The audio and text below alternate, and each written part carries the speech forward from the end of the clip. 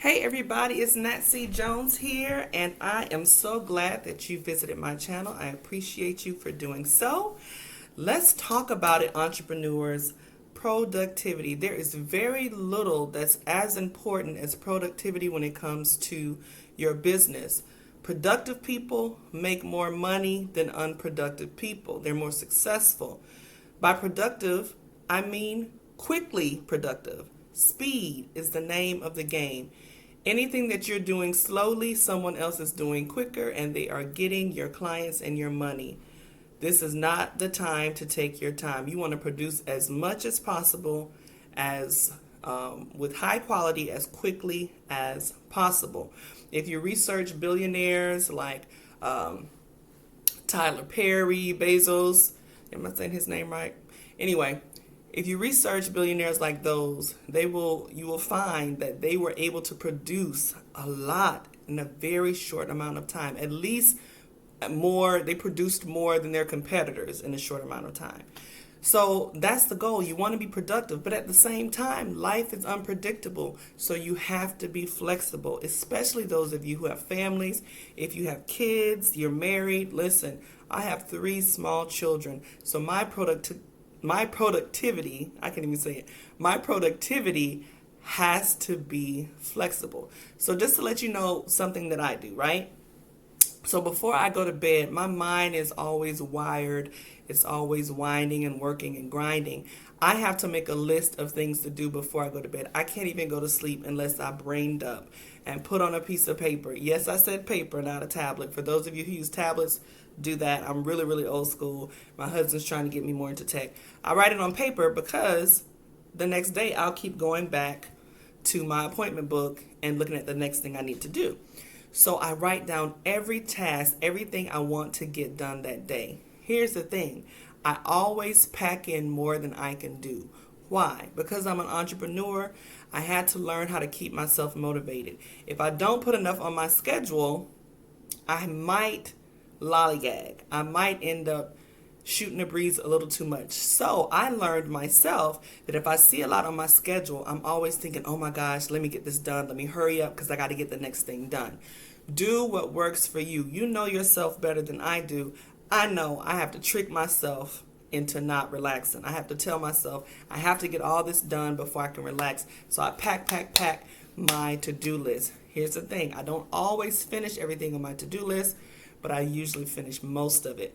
That's what's called shoot for the moon, settle for the stars. That works for me because I don't feel bad when I don't get everything accomplished, but I really like that I almost got it all done, okay?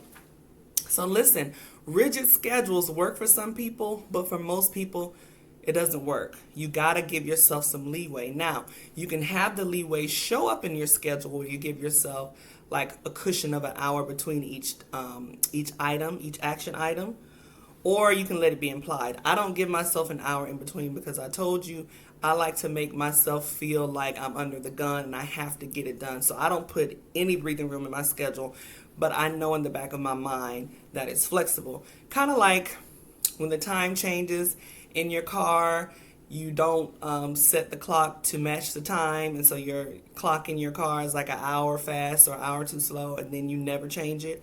I'm one of those people, and I just keep telling myself, oh, it's an hour fast, I'm fine. It's not the most responsible thing to do, but as long as you know how much time you have, that's all that matters. Rigidity does not always work. Now, on your schedule, you have to make sure to prioritize what's most important. Those things that absolutely have to get done today, put a star by them, notate it however you need to notate it, highlight it, but make sure it's clear to you these things absolutely have to get done today. And you do those things first. Don't do the opposite. Don't do the things, the low-hanging fruit and the things that don't matter as much, and then work your way up to the priority items because you'll never get it done. Always do the hard thing first. When you're cleaning your house, always clean the dirtiest part of the house first because you're kind of working against procrastination that way. The truth is you're avoiding the hard thing because you really don't feel like doing it. So you have to just rip the Band-Aid off and go straight for the hardest thing, the most important thing on your list. Get it done. After that, all of the other small items will feel like a vacation. And here's an important thing too. Whenever you get down to the last two or three things on your list and you feel like I'm talking so fast, I'm stammering over my words because I'm trying to get it out so fast. Don't work so fast that you talk fast like I'm doing. But anyway, when you get down to the last two or three items on your list, make sure that you understand this can go to the next day. And when it goes to the next day, it needs to be at the top of that list, even above your priority items. That puts even more fire under you. Listen, when I used to host community meetings and I would help communities organize and we would have board meetings and things like that, one of the things that we always did, it was common practice. Whatever we don't get done today, we're going to table it and we'll talk about it in the next meeting. The same thing for your action items. There's always tomorrow. But make sure when you say there's always tomorrow that you've given today everything you have. Don't say there's always tomorrow and it's just 11 o'clock a.m. and because you're laying in the bed. You have to be disciplined to be an entrepreneur. You have to figure out how to trick yourself, how to motivate yourself. Because when you're not an employee that has a supervisor standing over you, making sure that you're working, you have to be that for yourself. Do what works. So if you have to move something to the next day, make sure it's only because you have exhausted all possibilities for that day. Finally, be productive. Be proactive. Be proactive when it comes to eliminating distractions. One of the things about being an entrepreneur that's so great is your time is yours. You can do whatever you want to do with your time. You can do a little, you can do a lot. If you wanted to, you could just spend the whole day talking on the phone to your friends. I had that issue earlier in my career, in my entrepreneurial journey. I no longer have that issue. I had to learn how to stop picking up the phone. Especially you ladies. I know we like to talk. I know we like to connect. I know we like to make sure that everyone is okay. But when it's time to work, just like 9 to 5, those are the hours that you would work for someone else. You give yourself at least 9 to 5 to get your work done. And when you finish everything on your list, if you do, go to the next list and finish some of tomorrow's work.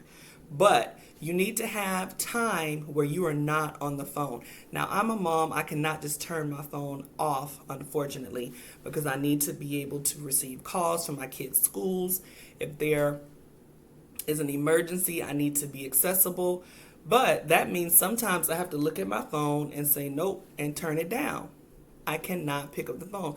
I've done that to friends. I've done that to family members because in the past, I would pick up the phone just to see how someone was doing. Next thing you know, it's 2 hours. You've been on the phone. I haven't gotten my work done. You can't do that to yourself. And if they're mad, they will get over it, especially when that money starts rolling in. Listen, turn off the phone. Don't turn off the phone. Turn the phone down. Don't pick up the phone. And you don't owe an explanation. You're at work and you cannot talk. If you want to text them, you can do that. But you can get caught up in text messages too sometimes. I just say ignore it until you have time. And then just say, hey, I was working, what's up? And get back to them once all your work is done. The same thing goes for social media. Hey, there should be a block of time where you just do not go on social media. There should actually be a block of time where you're not checking emails and you're just producing. Productivity is the name of the game. Now you have different types of productivity. There's a new one that I learned. It's called block productivity. Okay, so that means instead of having a task list where you do something different every hour, what this looks like is you focus in on one thing for at least 4 hours. When you're doing that kind of productivity, what that is for is when you really want to go deep into a topic. Like, for instance, I'm working on an online course, working on a book to go with it. I need to be able to focus as much as I possibly can on creating content. There's only so deep you can go in an hour, especially when you have something else to do. So sometimes you have to go what I call going into a black hole for 4 hours minimum and come out with some genius work. You cannot do that if you're distracted. You can't do that if you're only going to be doing it for an hour. So think about that. You have some low-hanging fruit. It's just some quick stuff you need to do, to get off your list. And then you have that deep work that you need to do that requires more intention, more thinking, more silence, less distractions. and organize your schedule based on what's important, what's not, and what needs more from you. Guys, this will maximize your productivity and take your business to the next level. Everybody's not going to understand, but you know what? They don't have to. Once you have the results and everything is zipped and the bow is tied and you're ready to present your product to the world, then they will understand. Now I understand why I couldn't reach you, because look at what you were doing. You have this wonderful product and this amazing, thriving business. I hope that this video was inspirational and you saw some value in it, and I hope you're able to use some of the things that I shared in your business and that it helps you take your business to the next level. See you next time. Bye.